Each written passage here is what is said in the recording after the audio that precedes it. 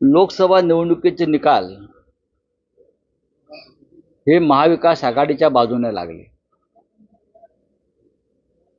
उत्तर प्रदेश नंतर महाराष्ट्र असं राज्य आहे ज्या महाराष्ट्रानं नरेंद्र मोदी, अमित शहा आणि देवेंद्र फडणवीस यांचा पराभव केल्यावर आता आम्ही विधानसभेच्या तयारीला लागलो। महाविकास आघाडी म्हणून आम्ही निवडणुका लढू। आज महाविकास आघाडीचा संयुक्त मेळावा मुंबईत होतोय। तीनही पक्षाचे प्रमुख नेते उपस्थित राहत आहेत आणि या आजच्या मेळाव्याचं यजमानपद शिवसेनेकडे आहे। त्याच्यामुळे आज उद्घाटनपर भाषण आजच्या मेळाव्याचं हे माननीय शिवसेना पक्षप्रमुख उद्धव ठाकरे बरोबर 11 वाजता सुरू करतील। पहिलं मार्गदर्शन उद्धव ठाकरेंचं होईल आणि त्यानंतर इतर सगळे प्रमुख नेते हे मेळाव्याला मार्गदर्शन करतील। तीन पक्षामध्ये एकवाक्यता आहे। जागा वाटपाबाबत कोणतेही मतभेद नाहीत। आम्ही तिघांनी ठरवलेलं आहे की कोणत्याही परिस्थितीत नोव्हेंबर महिन्यात महाविकास आघाडीचं सरकार सत्तेवर बसवायचं। शिवसेना पक्षप्रमुख दिल्लीत होते 2 दिवस। त्या दिल्लीच्या त्यांच्या दौऱ्यात, दिल्लीच्या अनेक बैठकात मग माननीय शरद पवार साहेबांबरोबर असेल किंवा राहुलजी असतील, खरगेजी असतील, सोनियाजी असतील, त्या चर्चेतला एकच मुद्दा होता की एकत्र लढायचं, एकत्र काम करायचं आणि या महाराष्ट्रावर जे दरोडेखोरांचं सरकार बसलेलं आहे त्यांना हटवायचं। आज आम्ही रणशिंग फुंकतोय। तसं म्हटलं तर महाविकास आघाडीचं रोजच रणशिंग फुंकलं जात आहे। आज सुरुवात होईल आणि त्यानंतर पुढले 3 महिने निवडणुका होईपर्यंत आम्ही या महाराष्ट्रामध्ये एकत्र प्रचाराचं सूत्र हे पुढे नेऊ। शिवसैनिकांनी पत्र लिहिलंय नागरिकांकडे की प्रचार प्रमुख बनवून त्यावर उमेदवार बनवा मुख्यमंत्री पदाचा। दूसरा काय आहे का? महाविकास आघाड़ी का जो मिलावा है, क्या कहना चाहते हैं? देखिए, ये एक बहुत बड़ी रैली आज हो रही है महाविकास आघाड़ी।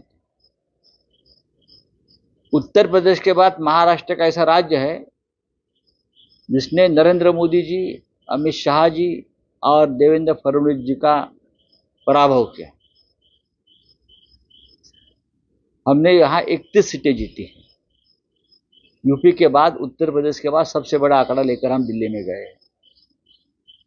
हम चाहते हैं विधानसभा चुनाव में हम महाविकास आघाड़ी एक साथ लड़े। 3 पार्टी है, शिवसेना है, कांग्रेस है और नेशनलिस्ट कांग्रेस पार्टी है, पवार साहब। कोई मतभेद नहीं है, ना सीट शेयरिंग में है, ना मैनिफेस्टो में है, ना किसी काम की पद्धति में है। उद्धव ठाकरे जी ने कहा है कि हमको एक साथ मिलकर काम करना है और इस राज्य के सत्ता पर जो डकैत बैठे हैं, जो लूट रहे हैं इस राज्य को, उनको हटाना है। आज 3 पार्टी की एक रैली हो रही है जिसमें उद्धव जी संबोधित करेंगे। सबसे पहले माननीय शरद पवार साहब है, नाना पटोले जी है, कांग्रेस के और भी नेता है।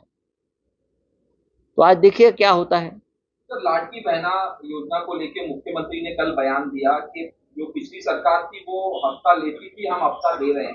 देखिए, आप तो ठेकेदारों से हफ्ता लेते हो और जनता की तिजोरी से, जिस तिजोरी में पैसा नहीं है उससे आप वोट खरीदते हो। ये मैं कह सकता हूँ। 50-50 करोड़ कहाँ से लाए? 100-100 करोड़ विधायक और सांसद खरीदने के लिए आप अपने घर से खेती उगाते हो क्या सातारा में? मुझे बताइए। उनकी बात मत सुनिए, 2 महीने की बातचीत है उनकी।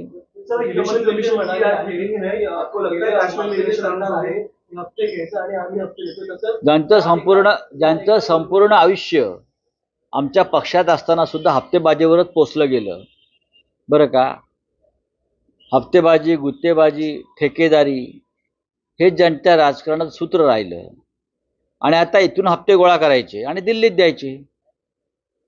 इथून हप्ते गोळा करायचे, इथून थैल्या गोळा करायच्या आणि त्या थैल्या दिल्लीच्या चरणी व्हायच्या आणि आपलं मुख्यमंत्री पद टिकवायचं. अशा व्यक्तीबद्दल आम्ही काय बोलायचं? या महाराष्ट्राने काय बोलायचं? 50-50 कोटीला आणि 100-100 कोटीला आमदार खासदार विकत घेतात, नगरसेवक विकत घेतात, न्याय विकत घेतात, कायदा विकत घेतात. हे हप्तेबाजीवरच होतं ना, हे कष्टाच्या पैशावर होत नाही. तर अशा व्यक्तीबद्दल न बोललेलं बरं, जनता बोलेल.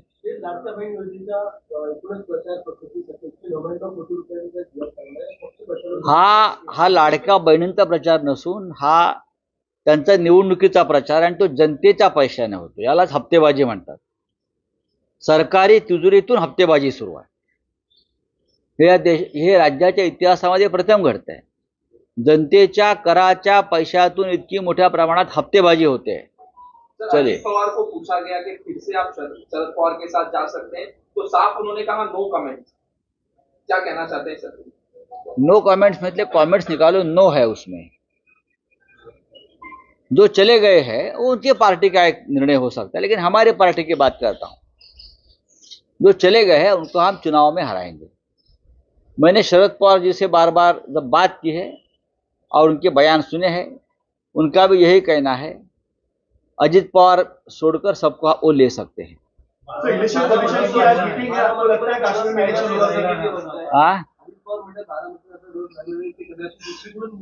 बारामतीमध्ये रस राहिला नाही, कारण बारामतीकरांनी लोकसभेत त्यांना पिळून काढलाय. अख्खा रस निघालाय त्यांचा.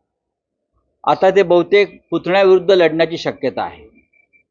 कर्जत जामखेड, पण घरातच लढणार. ते घरातच लढणार. ठीक आहे, त्यांचं सुंब जळला तरी पीळ कायम. घरातच, कधी बहिणीविरुद्ध कधी पुतण्याविरुद्ध, ते घरातल्या घरातच कुस्ती करणार. थँक्यू.